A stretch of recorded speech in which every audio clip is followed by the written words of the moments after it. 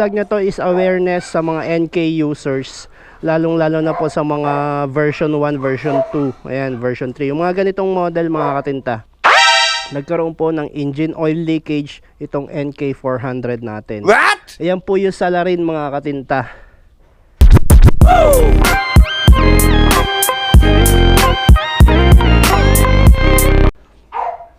Alright, so good morning internet world, kumusta po kayo?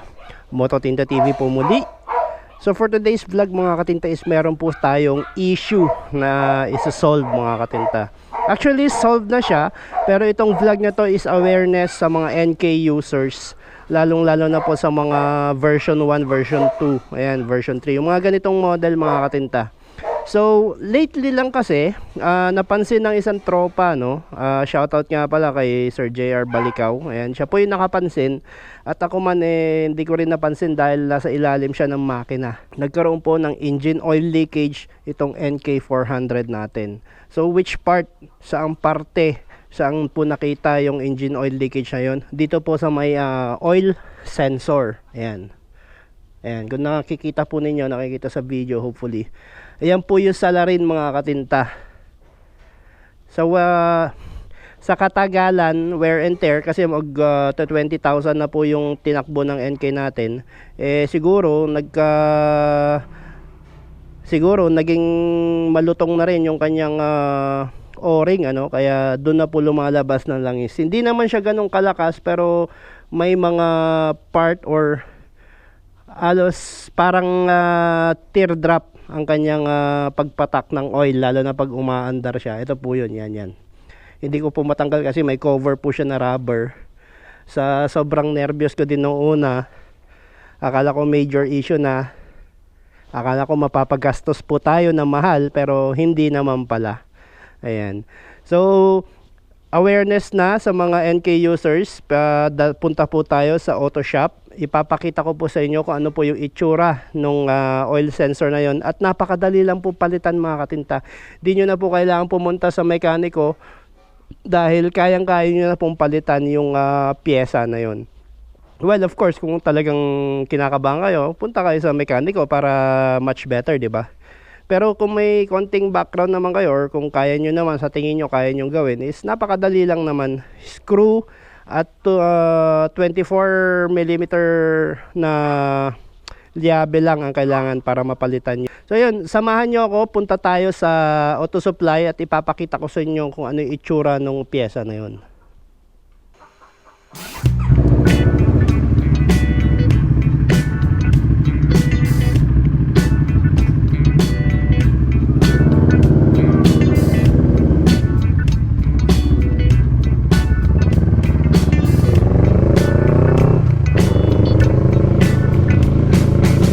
So yun mga katinta, papunta po tayo sa may auto supply.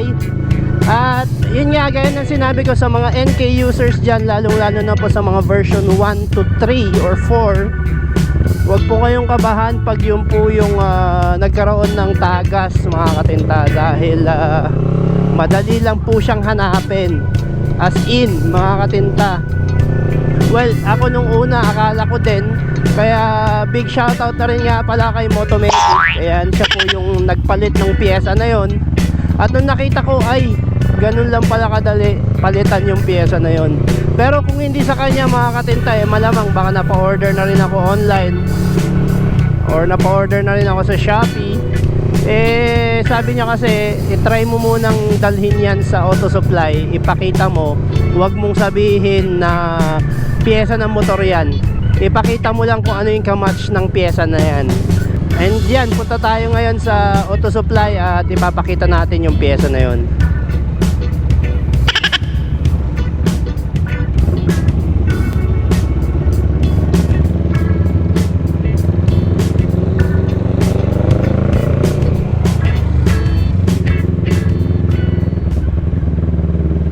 So welcome to Difun Quirino mga katinta. Dito po ang ating hometown, taga Difun Quirino po tayo. Ayan, ito po yung palengke ng Difun Quirino.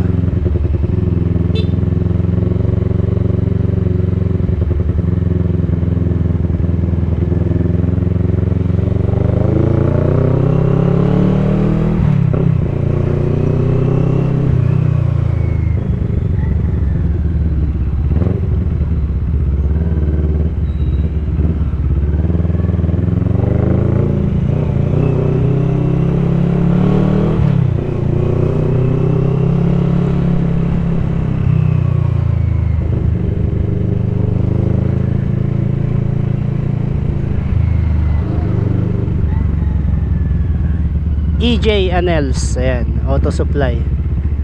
So punta tayo dito sa may EJ Anels auto supply na to. At titingnan natin kung meron bang piyesa na yun.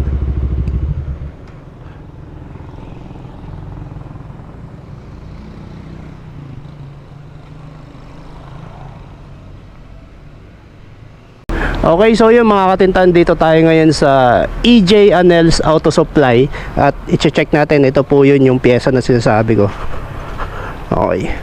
Bossing, meron kayong pyesa nito? Meron. Anong ano to? Ano tawag dito sa pyesa na to? Oil sending unit, sir. Oil sending unit, ayun. So boss, patingin niyo, baka meron po kayong ka-match niyan.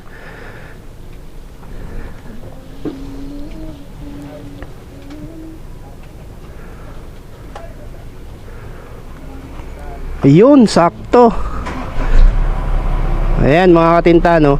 So ito kasi mga katinta, actually oil sending unit, kaya nga nasabi ni sir, is ito yung tumagas sa may ilalim ng big bike natin. So basically meron pala siyang kamatch na pang sasakyan. Tama sir, pang sasakyan? Sasakyan, sir. Ayan, so pang sasakyan to, at sabi ni sir is universal.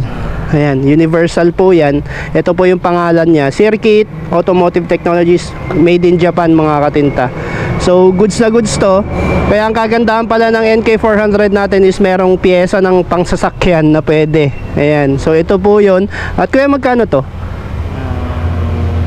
120, sir. 120, o yan, di ba? So akala ko kasi nung una mahal mga katinta, pero yun nga, pinunta ko dito sa auto supply, ipinakita ko to, meron pala siyang ka-match. Ayan, match na match siya. Ito lang po, pwede nyo tanggalin dahil sa NK400 is merong wire doon na may female plug. Ipapasok mo na lang dito. Ito pwede mong tanggalin, i-screw mo lang to. Ayan. Okay, sige sir, kunin ko po to.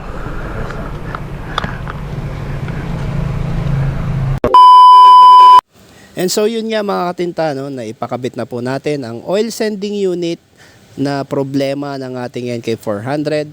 At gaya nga ng sinabi ko, awareness na po sa mga NK400 users na once na tumagas po yung pyesa na yon, napakamura lang, sa halagang 120 pesos lang po, mapapalitan na at maayos na ulit ang inyong NK400. So yun lamang po mga katinta, maraming salamat po sa mga supporters natin, sa mga followers. Please paki-like, share and subscribe po sa ating channel, Mototinta TV, for more motovlogging and tattoo sessions mga katinta.